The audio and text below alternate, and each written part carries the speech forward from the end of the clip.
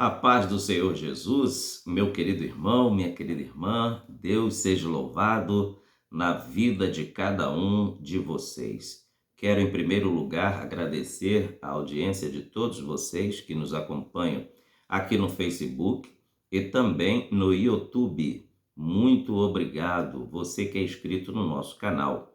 E se ainda não é, é só ir lá no YouTube e escrever assim, PR Márcio Gomes, que aí vai aparecer minha foto, aí você vai clicar lá no canal que aparece a minha foto e se inscrever, tá bom?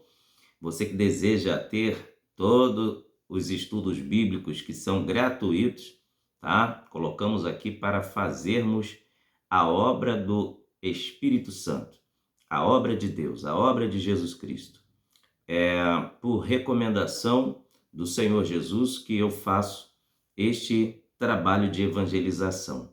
O Espírito Santo colocou no meu coração, está evangelizando pela internet, tá bom? E o estudo bíblico de hoje, ele tem por título A Importância e o Poder da Oração.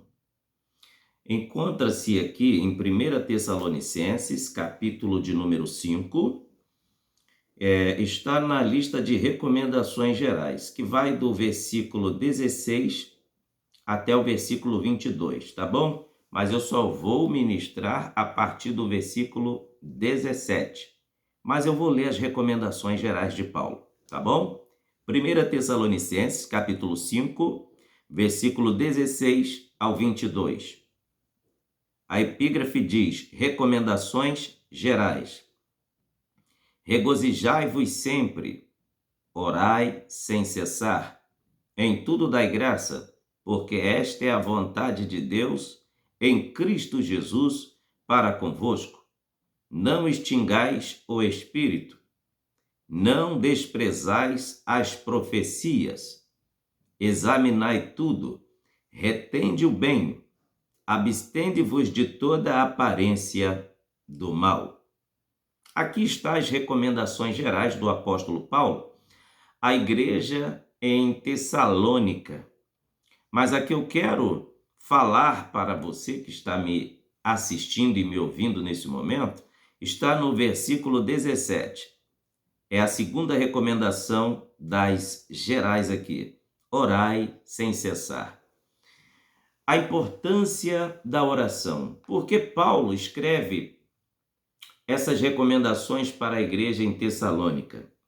A carta aos Tessalonicenses é uma das primeiras que Paulo escreveu, né? Nesta época, a Tessalônica, a cidade, era o maior centro comercial sudeste da Europa.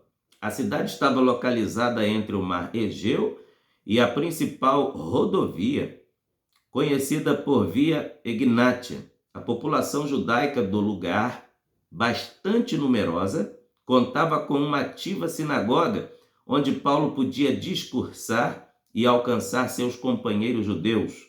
E um grande número de gentios conhecidos como tementes a Deus, que aceitavam a visão moral e religiosa da Escritura. Mesmo sem terem sido convertidos ao judaísmo, a cidade que apoiara Augusto na guerra civil e que viu o imperador assumir o poder, acabou sendo recompensada com a condição de cidade livre, autorizando suas autoridades a administrarem os negócios internos. Esta era a cidade de Tessalônica. Paulo foi a Tessalônica logo no início de sua segunda viagem missionária, conforme está em Atos capítulo 17. A breve narrativa deste livro parece sugerir que logo após pregar nos 3 sábados na sinagoga local, a população judaica, enciumada pela receptividade da liderança gentia, a mensagem de Paulo provocou uma agitação. Paulo pode ter permanecido na cidade por mais tempo. Entretanto, como ele menciona à medida que cuidava de seu próprio negócio, né? Em 1 Tessalonicenses 2,9, Paulo vai dar ali as indicativas dos seus próprios negócios. Foi capaz de estabelecer uma igreja forte e próspera, conforme está aqui em 1 Tessalonicenses, capítulo 1, versículo 9. Quanto, porém, ao amor fraternal, não necessitais de que vos escreva, visto que vós mesmos estáis instruídos por Deus, que vos ameis uns aos outros. Paulo, então, ministra a palavra de Deus e consegue conquistar almas para Cristo pelo poder da palavra. Ali em Tessalônica tinha vidas que se renderam ao Evangelho do Senhor Jesus através da pregação do apóstolo Paulo. Então, ele, preocupado com a saúde espiritual da igreja, ele traz essa recomendação entre as demais que eu li, que está entre o versículo 16 até o versículo de número 22 de 1 Tessalonicenses, capítulo 5. A segunda recomendação é orai sem cessar.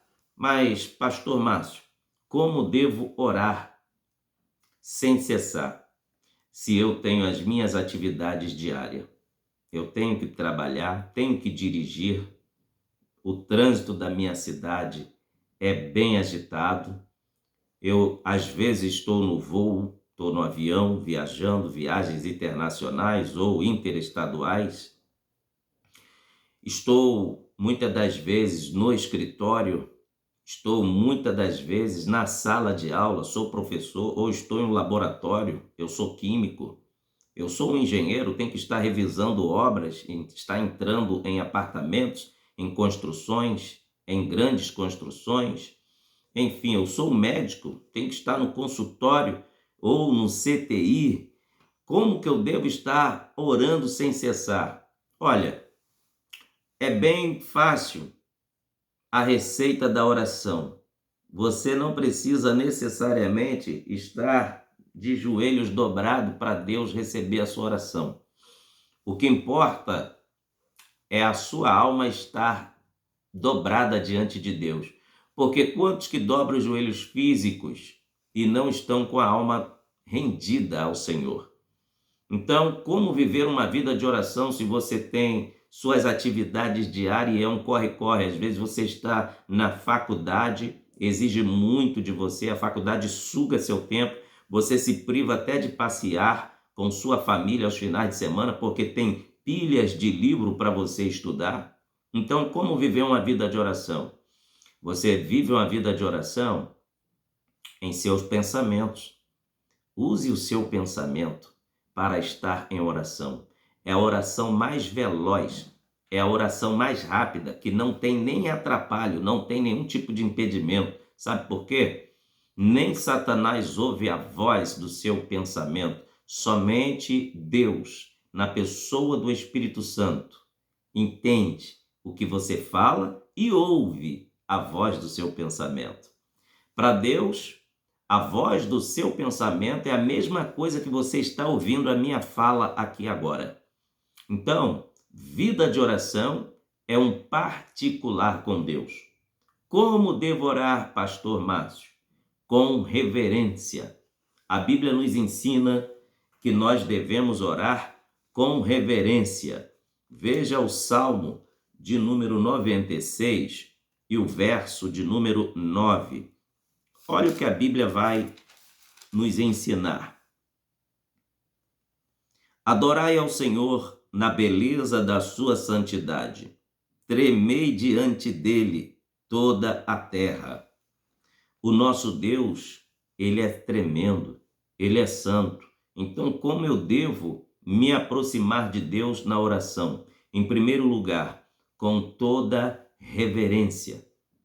Reverência não é ter medo de Deus, é ter respeito de Deus. Ter respeito à pessoa, ao ser de Deus. Olha o que o Salmo 96, verso 9 diz. Adorai ao Senhor na beleza da sua santidade. Tremei diante dele toda a terra. Esse tremor, ele é acompanhado do temor, que é um reconhecimento de quem você está adorando. E o Salmo ainda diz aqui no verso 9, pela beleza da sua santidade. Como reconhecer a santidade de Deus diante do seu trono? É só nós pegarmos a receita dos serafins. Olha o que a Bíblia vai nos dizer em Isaías capítulo 6, versículo 1 em diante. No ano em que morreu o rei Uzias, eu vi ao Senhor assentado sobre um alto e sublime trono, e o seu séquito enchia o templo. Os serafins estavam por cima dele. Cada um tinha 6 asas, com 2 cobriam os rostos, com 2 cobriam os pés e com 2 voavam. E clamavam uns para os outros, dizendo: Santo, Santo, Santo é o Senhor dos exércitos. Toda a terra está cheia da sua glória. Veja que os serafins nos dão um grande exemplo de como se comportar diante do Deus que é santo, que é todo-poderoso, que é o dono de toda a glória. Os serafins têm 6 asas, com 2 cobre o rosto. Então está aí a primeira receita. Quer ter temor a Deus? Policie o que você anda vendo. Faça como os serafins, cubra os olhos. Peça graça ao Espírito Santo para te livrar daquilo que vai manchar a sua alma através do seu olhar. Reverência começa no olhar. Tema a Deus, tenha vigilância no olhar. E em segundo lugar, os serafins cobrem os pés. Eles cobrem os pés porque o andar de quem foi chamado para adorar a Deus tem que ser um andar santo. Andar, na realidade, é com os pés. Os nossos pés são os membros inferiores do nosso corpo que nos levam aos lugares. Hoje, você como servo de Deus, como a serva de Deus, os lugares que você frequentava antes, que você sabe que entristecia ao Espírito Santo, você não vai frequentar mais. Hoje, o seu direcionamento, o seu caminhar, o seu andar deve ser em direção àquele que está entronizado entre os serafins e os querubins, que é Deus. O salvo, ele tem reverência nos pés, ele não vai a qualquer lugar mais. Eu não estou dizendo que você vai viver a vida toda dentro da igreja, mas lugares que frequentava antes de aceitar a Jesus como seu Salvador, que entristecia o Espírito de Deus, você não vai mais a estes lugares. Pelo contrário, a sua vida agora é regida, dirigida pelo Espírito de Deus. E com 2 asas eles voam. Quem aceitou a Cristo como Salvador, ele agora tem uma nova vida. Ele é livre, nada pode lhe prender. Veja, Deus deu pernas para os seres humanos andarem. E Deus deu asa para os pássaros voarem. Então as asas aqui é o símbolo da liberdade. Os serafins voam diante do trono e clamam e cantam: Santo, Santo, Santo é o Senhor dos exércitos. A palavra clamor aqui no original significa tom de voz elevado. Quando se clama é porque está orando em voz muito alta, num sentido de que quer chamar a atenção do Senhor. Igual Bartimeu, ele clamou: Jesus, filho de Davi, tem misericórdia de mim.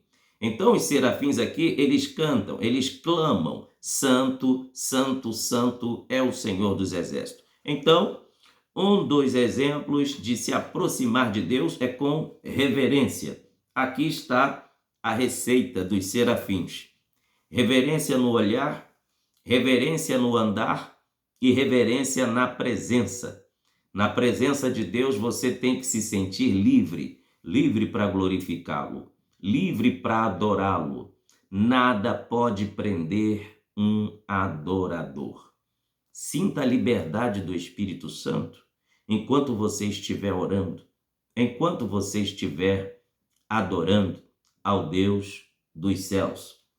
Agora veja também que em Mateus capítulo 4, versículo 10, na hora que Jesus estava sendo tentado no deserto pelo diabo, Jesus respondeu ao diabo desta forma: então disse Jesus: vai-te, Satanás, porque está escrito: ao Senhor teu Deus adorarás e só a ele servirás.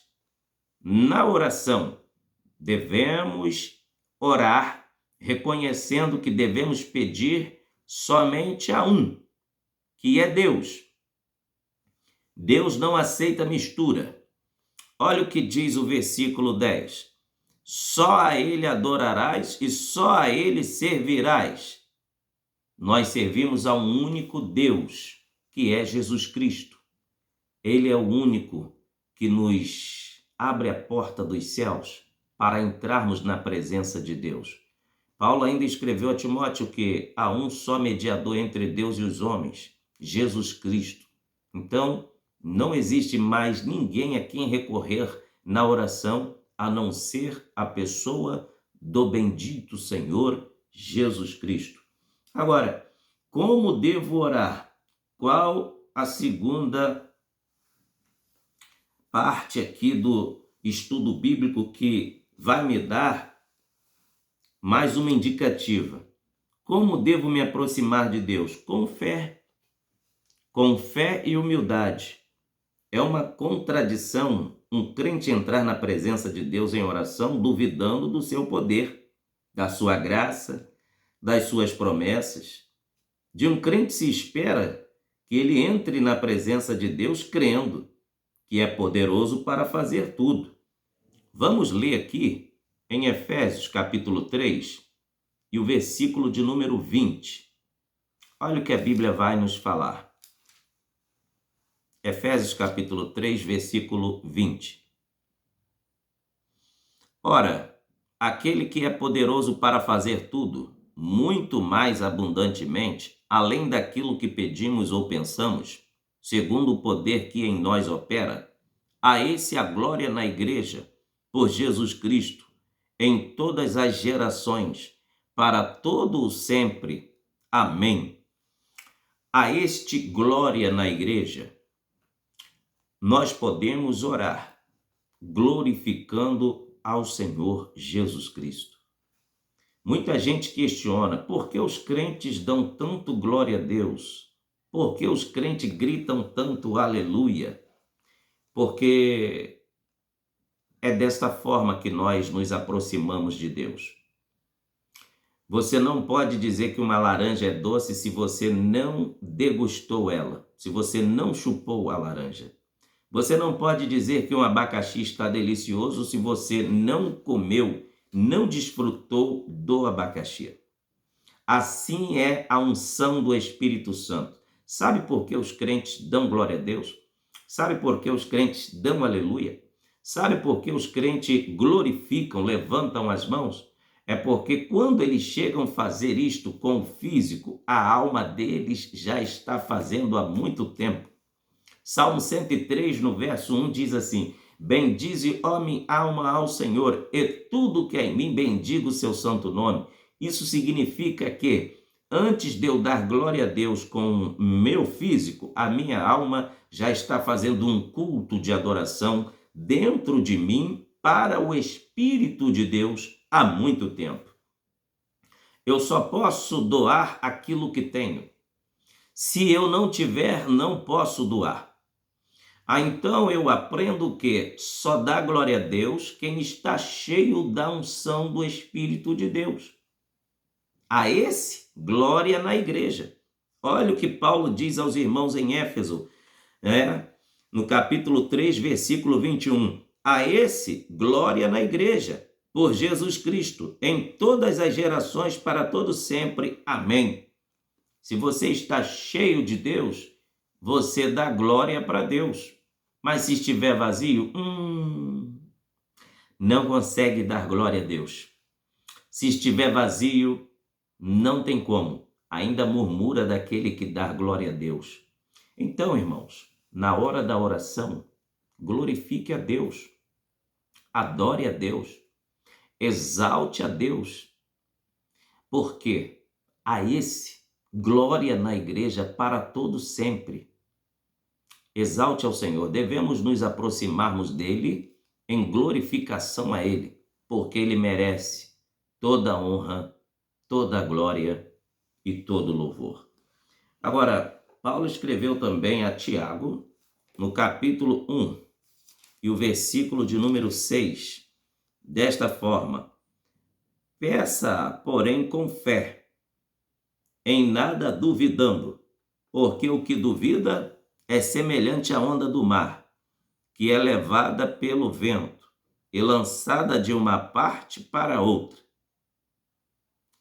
Olha o que nós aprendemos aqui, o escrito de Tiago.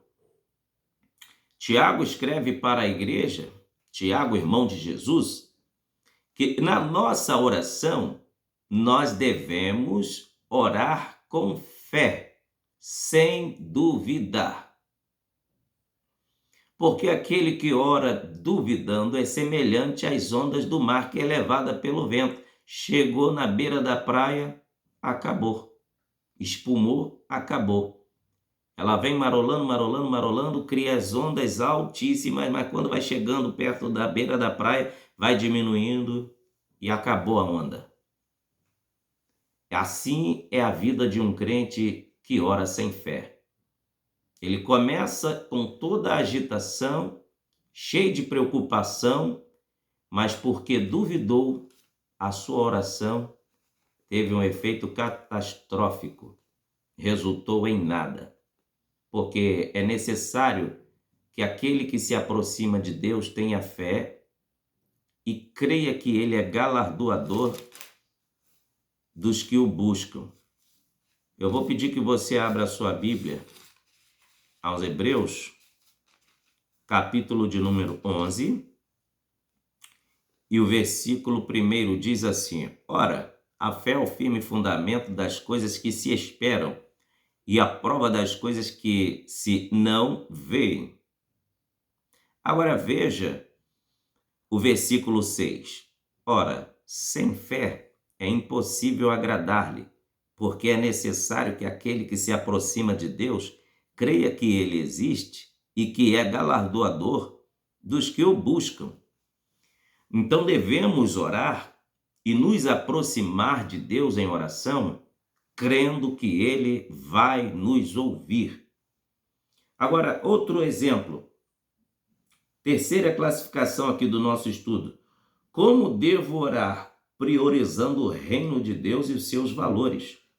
Veja aqui outro detalhe. Lucas capítulo 11, o versículo de número 2. Lucas 11, versículo 2.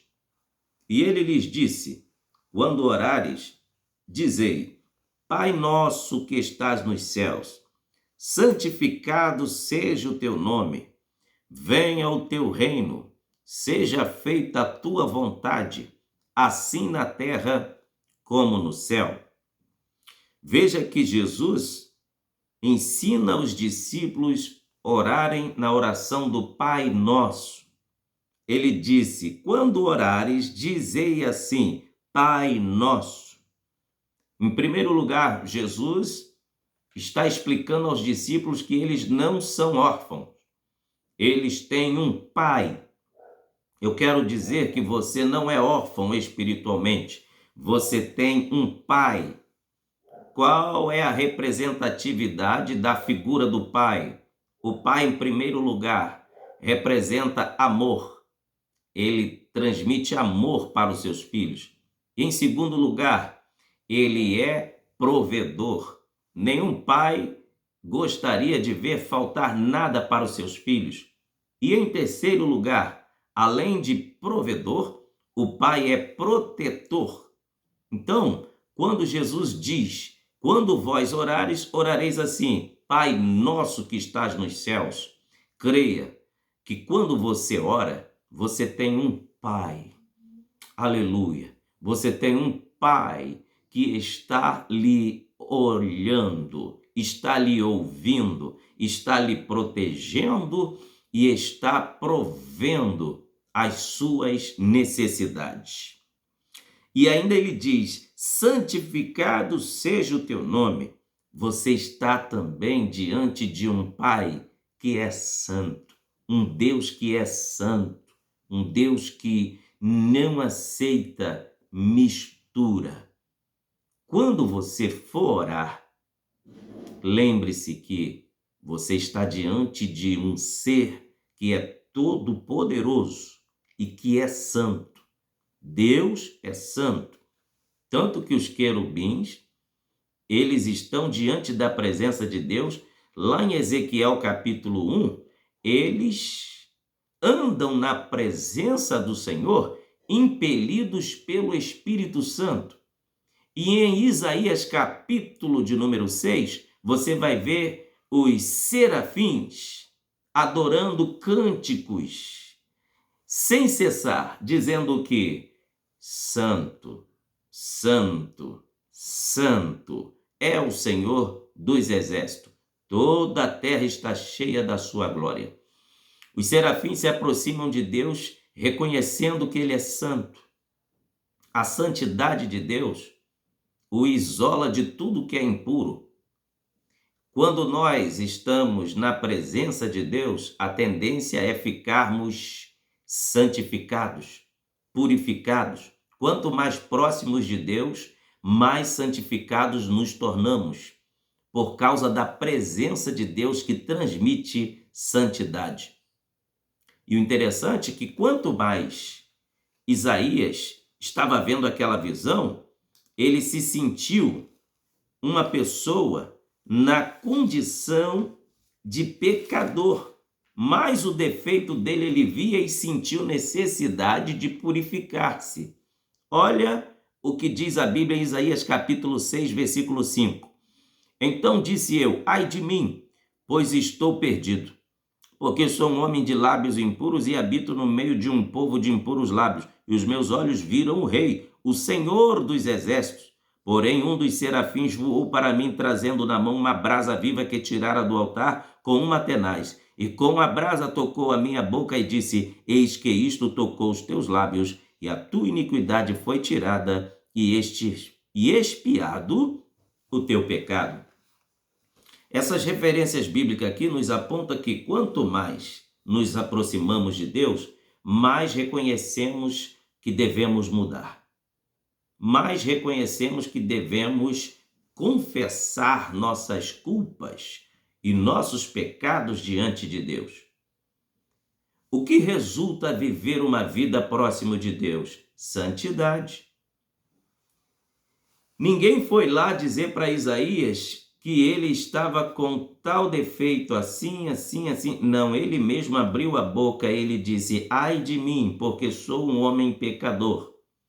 Quando nós nos aproximamos de Deus, as máscaras caem. Você fica despido diante de Deus.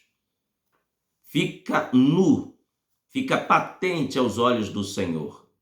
Na oração, nós podemos viver uma vida de santidade, sem a necessidade de alguém nos apontar o dedo e dizer que você é A ou B, você fez isso ou aquilo. Não, você mesmo confessa diante de Deus a sua pecaminosidade, mas ele é aquele que providencia a santificação. Observe que em Isaías 6, Deus na mesma hora enviou um serafim com uma brasa que tirou do altar celestial, próximo ao trono de Deus. E o fogo daquele altar, aquela brasa, foi passado no local onde necessitava de santificação, purificação. A brasa do altar passou nos lábios de Isaías. Foi onde ele abriu a boca e disse: Senhor, eu sou um homem de lábios impuros e habito no meio de um povo de impuros lábios. E eu estou na tua presença, estou vendo que tu és santo, estou sentindo a tua glória, estou sentindo a tua presença. Sabe o que eu aprendo aqui? É que na presença de Jesus é lugar de conserto. Na presença de Deus é lugar de conserto. E se você se apresentar a Ele com humildade, Ele vai trazer a solução para esta causa que você necessita com urgência. A urgência de Isaías foi purificação nos lábios. Então Deus deu ordem a um serafim. Pega uma brasa com uma tenaz, não pega com a sua própria mão. A brasa do altar de Deus é tão quente, é tão purificadora, que Deus mandou o serafim pegar com uma tenaz, um instrumento de ponte aguda que pegou a brasa e levou e passou nos lábios do profeta Isaías. E na mesma hora ele ficou purificado. Aleluia! Na presença de Deus, as máscaras caem através da oração. Então, meus queridos, que coisa gloriosa, maravilhosa é a vida de oração. Na presença de Deus devemos confessar os nossos pecados e Ele perdoa. Veja que na primeira epístola do apóstolo João, no capítulo de número 2, escreveu assim, meus filhinhos, estas coisas vos escrevo para que não pequeis, mas se alguém pecar, temos um advogado para com o Pai, Jesus Cristo justo. Ele é a propiciação pelos nossos pecados, e não somente pelos nossos, mas também pelos de todo o mundo. Na oração, você deve se aproximar de Jesus com fé que Ele é advogado, defensor. A palavra advogado significa paracletos, companheiro, amigo, defensor, advogado. Jesus é também. Não somente o Espírito Santo tem essas prerrogativas, mas Jesus também tem. Eu quero, em nome de Jesus, declarar que na presença do Senhor, através da oração, você vai receber uma santificação especial. E vai ser agora pelo poder do nome de Jesus, porque eu estou sentindo a presença de Deus ministrando esse estudo bíblico aqui para você. Você que tem me acompanhado e que está me acompanhando através desse vídeo, algo diferente, em nome de Jesus, começa a acontecer agora na sua vida, pelo poder da santificação produzida pela palavra de Deus, através da oração. Então, nós aprendemos que nós devemos nos aproximar com fé e humildade diante do Senhor através da oração. E também priorizar o reino de Deus e os seus valores. Em Lucas 11, conforme nós lemos, Jesus disse, quando orardes, dizei, Pai nosso que está nos céus, santificado seja o seu nome. Venha o teu reino, seja feita a tua vontade, assim na terra como nos céus. Na oração, priorize o reino de Deus. Peça ao Senhor para que Ele tenha o domínio da sua vida. Olha o que Jesus disse.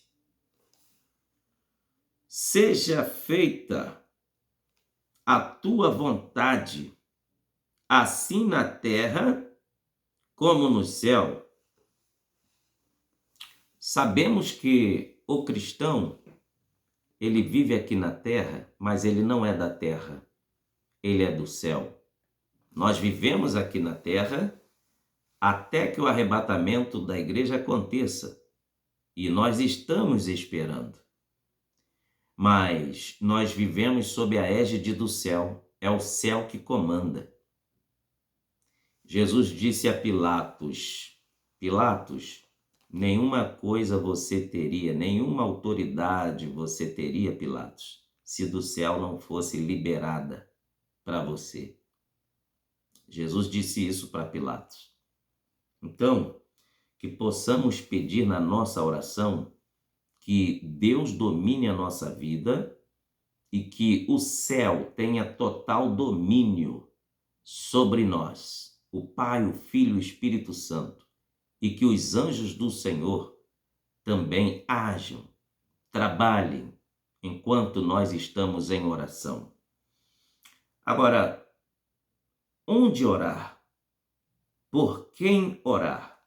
O lugar da oração.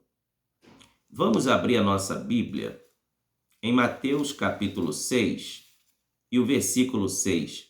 Olha aqui a indicativa de Jesus. Qual o local de orar?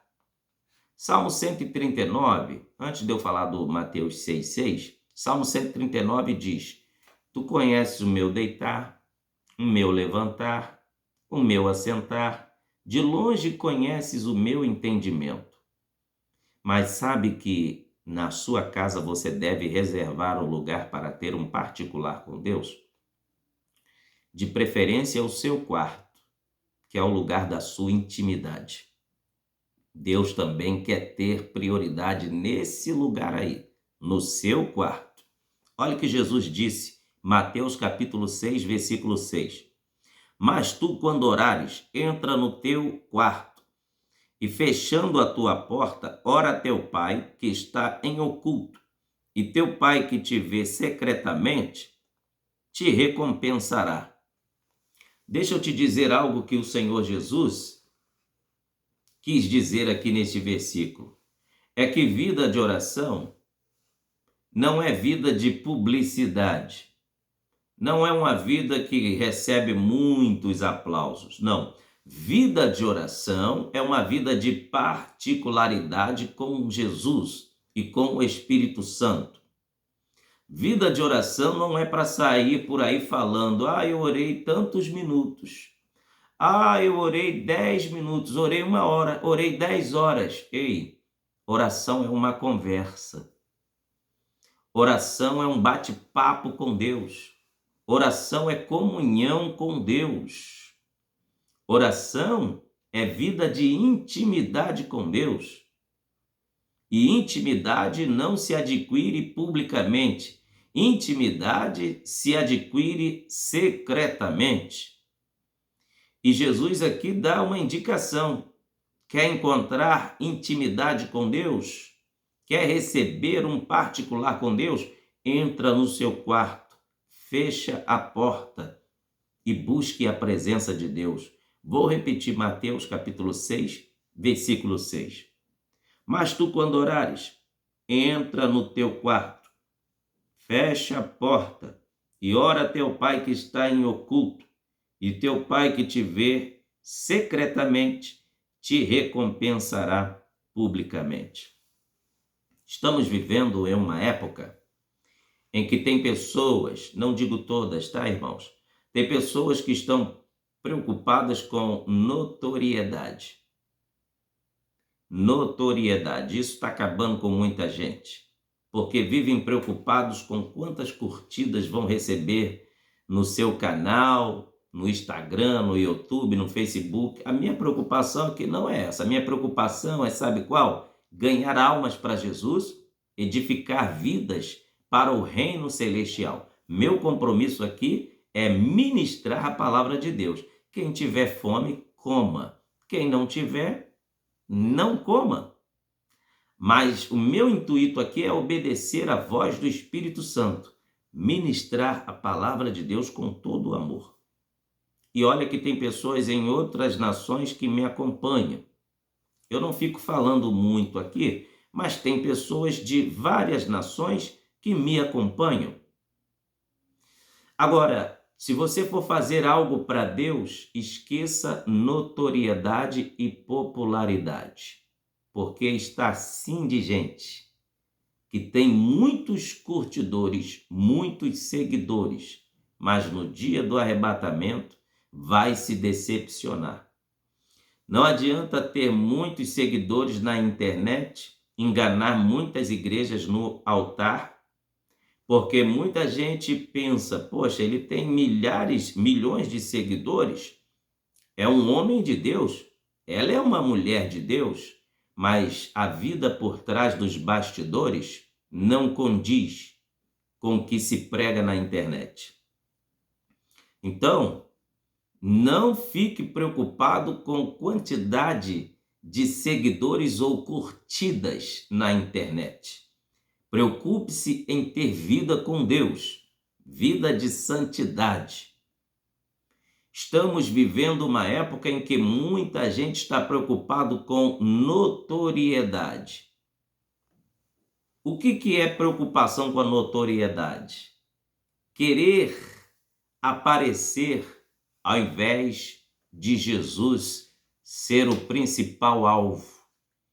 Paulo disse que, Paulo não, João disse que ele cresça e que eu diminua. O apóstolo João disse que ele cresça e que eu diminua. O intuito aqui é Jesus aparecer e não eu. É Jesus aparecer. Sabia que existe milagre para aqueles que não buscam notoriedade? Que estão obedecendo à voz do Senhor, clamando a Ele de portas fechadas? O milagre de Deus é para quem o busca de portas fechadas. Abra sua Bíblia aí, em 2 Reis, capítulo 4, versículo 3 até o 4, diz assim: Então disse ele: Vai, pede vasilhas emprestadas a todos os teus vizinhos, não poucas. Então entra e fecha a porta atrás de ti e de teus filhos. Então deita o azeite em todas aquelas vasilhas e põe a parte a que estiver cheia. E ela foi e se trancou com seus filhos, e ele lhes traziam as vasilhas e ela as enchia. E sucedeu que, enchendo todas as vasilhas, disse a seu filho: Traze-me ainda uma vasilha. Porém, ele lhe disse: Não há mais vasilha alguma. Então o azeite parou. Nós encontramos aqui nesse texto bíblico, neste episódio, uma mulher que foi ao encontro do profeta Eliseu, homem de Deus. Ela estava correndo o risco de perder os seus 2 filhos para serem levados como escravos, porque o seu marido faleceu e deixou uma enorme dívida. E agora os credores estavam batendo à sua porta, pedindo o pagamento da dívida e queriam levar os seus 2 filhos como escravos. Mas ela vai ao homem de Deus, Eliseu, que estava investido de autoridade espiritual sobrenatural. E Eliseu pergunta: Declara-me o que é que tens em casa. E ela disse: Tua serva não tem nada em casa, senão uma pequena botija de azeite. Ele falou: Vai, pede vasos emprestados aos teus vizinhos, não poucos, e entra na tua casa, e entra no quarto com teus filhos, fecha a porta, porque Deus vai multiplicar o azeite que está lá dentro da tua casa. Vai ter milagre na tua casa, mulher, mas tem que fechar a porta. Derebidarassubinaia. Irmãos, não tem jeito. Quer ver milagre acontecer? Fecha a porta para muitas coisas que está atrapalhando a sua vida de evoluir. Fecha a porta para muitas coisas que está atrapalhando o milagre de Deus acontecer na sua vida. Que tipo de porta? Fecha a porta para falta de fé. Entra no seu quarto e fica a sós com Deus. Converse com Ele livremente, porque Ele é teu Pai e todo pai ama seu filho e tem prazer em abraçar o seu filho, em socorrer o seu filho, proteger o seu filho e prover as necessidades dos seus filhos. Aleluia! Entra no seu quarto e fecha a porta. Sabe por quê?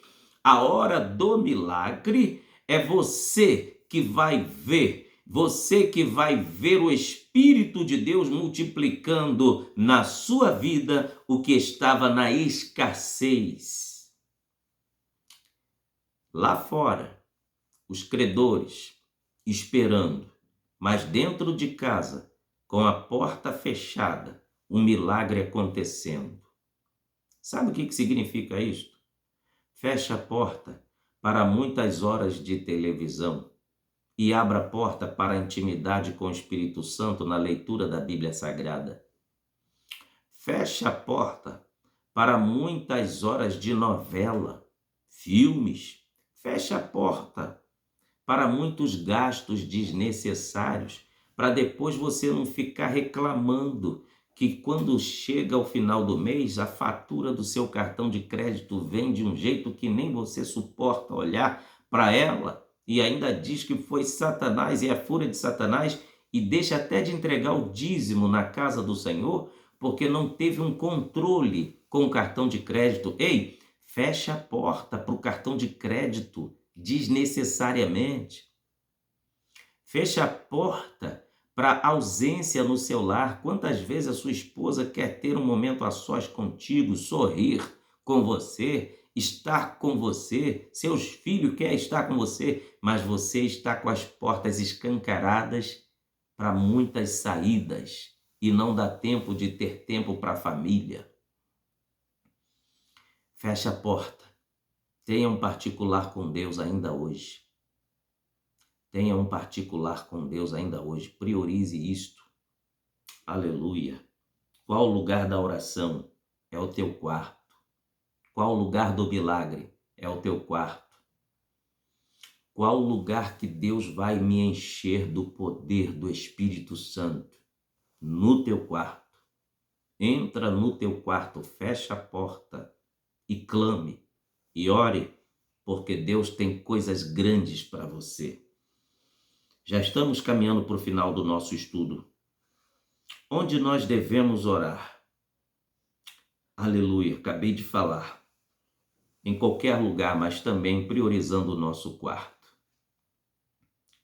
Como devemos orar? Em primeiro lugar, orar por si próprio. Ninguém melhor do que você conhece as suas necessidades. Então, ore por você. Em segundo lugar, devemos orar pelos nossos amigos. Jó, capítulo 42, versículo de número 10.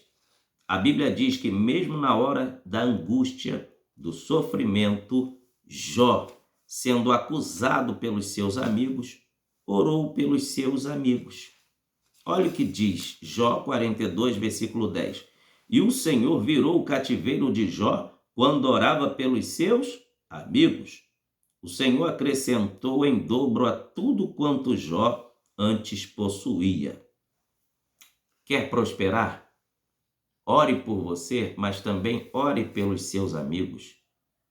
Não seja egoísta na oração. Lembre-se dos seus amigos. Ore pelos seus amigos. Ore, ore. Ah, pastor, mas eu estou tão necessitado de tantas bênçãos. Sabe, Deus conhece as suas necessidades. Lembre-se dos seus amigos. Ore pelos seus amigos. Porque enquanto você ora pelos seus amigos, Deus vai trabalhar em você e por você. Deus vai trabalhar na sua vida e em todas as áreas. A Bíblia diz que Deus mudou o cativeiro de Jó, virou o cativeiro de Jó enquanto ele orava pelos seus amigos. Agora, em terceiro lugar, devemos orar pelos nossos inimigos. E não é muito fácil isso não. Essa tarefa aí já é um pouco meio complicada para alguns, mas é o que a Bíblia nos manda fazer. Jesus mandou fazer isto. Abra sua Bíblia em Mateus, capítulo de número 5, versículo de número 44. Diz assim: E vos digo isto, porém, amai a vossos inimigos, bendizei os que vos maldizem, fazei bem aos que vos odeiam, e orai pelos que vos maltratam e vos perseguem. Recomendações de Jesus Cristo. Faça isso. Ore por quem fala mal de você. É difícil, pastor? Sim, é difícil. Mas ore. Ore para quem não gosta de você. Ore para quem gosta de você, para quem ama você, mas também ore para quem não gosta de você. Jesus disse em Atos capítulo 1, versículo 8, recebereis poder, recebereis a virtude que há de vir sobre vós, e ser-me-eis testemunha, tanto em Jerusalém, toda a Judéia Samaria e até os confins da terra. Quando Jesus disse que os discípulos deveriam ministrar a palavra em Samaria, Samaria era o lugar que aquele povo odiava os judeus, detestava os judeus, cuspia no chão quando ouvia falar de judeus. E Jesus mandou os discípulos, que eram judeus, irem ao território dos samaritanos para pregar para eles, indicando que o evangelho é para ser pregado até para quem nos odeia, até para quem não gosta de nós. Imagine a oração. A oração também deve ser feita até para quem não gosta de você. Orai pelos vossos inimigos. Agora, devemos orar pela igreja de Deus. Veja que em 1 Samuel, capítulo de número 7, versículo de número 5 ao 14, a Bíblia vai nos dizer aqui, 1 Samuel 7, do versículo 5 até o 14. Diz assim: E disse mais Samuel: Congregai a todo Israel em Mispá, e orarei por vós ao Senhor. E congregaram-se em Mispá, tiraram água e a derramaram perante o Senhor. Jejuaram aquele dia e disseram ali: Pecamos contra o Senhor. E julgava Samuel os filhos de Israel em Mispá. Ouvindo, pois, os filisteus que os filhos de Israel estavam congregados em Mispá, subiram os maiorais dos filisteus contra Israel, o que, ouvindo os filhos de Israel, temeram por causa dos filisteus. Por isso disseram os filhos de Israel a Samuel: Não cesses de clamar ao Senhor nosso Deus por nós, para que nos livre da mão dos filisteus. Então tomou Samuel um cordeiro que ainda mamava e sacrificou-o inteiro em holocausto ao Senhor, e clamou Samuel ao Senhor por Israel, e o Senhor lhe deu ouvidos. E sucedeu que, estando Samuel sacrificando o holocausto, os filisteus chegaram à peleja contra Israel, e trovejou o Senhor aquele dia com grande estrondo sobre os filisteus, e os confundiu de tal modo que foram derrotados diante dos filhos de Israel. Irmãos, que coisa gloriosa! Vale a pena orar pela igreja. Ore pela igreja. O sacerdote Samuel orou pela congregação de Israel, toda a nação. Existia uma afronta, existia uma perseguição, existia um conluio, existia uma armadilha, um laço, mas o profeta, juiz e sacerdote clamou ao Senhor pela congregação de Israel e Deus lhe deu ouvidos. Ore pela igreja, ore pelo seu pastor, ore pelos obreiros da sua igreja, ore pelos membros da sua igreja, e Deus vai lhe dar ouvidos. Ore pelos aflitos, necessitados, ore por aqueles que estão felizes, ore por todo tipo de pessoas, e Deus vai lhe dar ouvidos. Mas ore pela sua igreja. Ore, faça a sua parte. Ore. Glória a Deus. Glória a Deus. Para finalizar, a quem devemos orar? Paulo escreveu a Timóteo, na sua primeira carta a Timóteo, capítulo de número 2, versículo 1 e 2. Olha o que diz. 1 Timóteo, capítulo 2, versículo 1 e 2.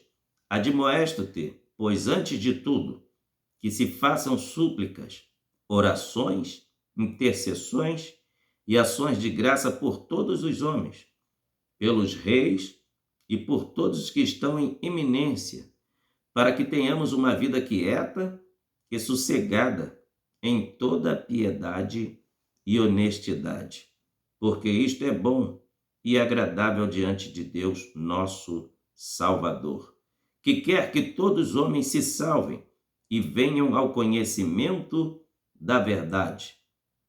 Porque há um só Deus e um só mediador entre Deus e os homens, Jesus Cristo, homem. E eu encerro esse estudo bíblico aqui com as palavras do apóstolo Paulo. Há um só Deus e um só mediador. Não adianta pedir a Maria, não adianta pedir a Pedro, a Tiago, a João, quem quer que seja. Ninguém nos liga a Deus a não ser Jesus. Confira aí 1 Timóteo capítulo 2 e o versículo 5. Vou repetir a leitura. Porque há um só Deus e um só mediador entre Deus e os homens, Jesus Cristo, homem.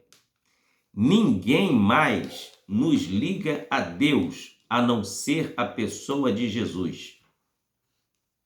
Não aceite ser enganado por ninguém. Não é Paulo, não é Pedro, não é Maria, não é Tiago, não é José, não é Judas. Quem quer que se escolha mais como terceirizador para clamar, para pedir a Deus, para chegar até Jesus, para a sua bênção chegar até você. Isso é ignorância. Deus não aceita isso.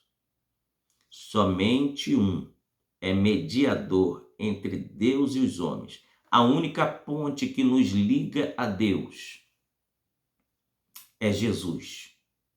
É o nosso sumo sacerdote. Olha o que está escrito aqui em Romanos capítulo 8, versículo 34. Quem é que condenará? Pois é Cristo quem morreu, ou antes, quem ressuscitou dentre os mortos, o qual está à direita de Deus e também intercede por nós. O único mediador entre Deus e os homens é Jesus Cristo. Jesus Cristo. Agora veja Hebreus capítulo 7, versículo 25. Portanto, pode também salvar perfeitamente os que por ele se chegam a Deus, vivendo sempre para interceder por eles. Você está feliz?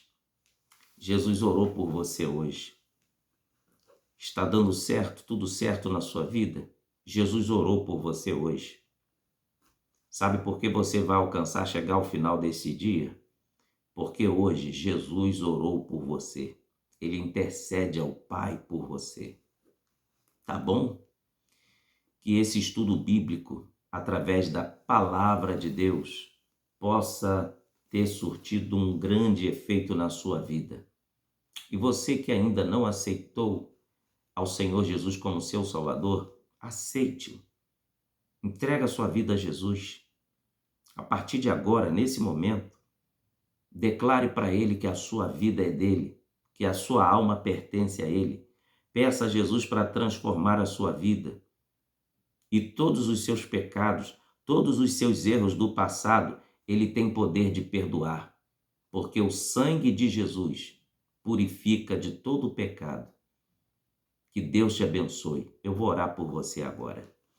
Senhor Jesus, eu oro a Ti pela vida deste teu filho, desta tua filha que me assistiu do início ao final deste estudo bíblico.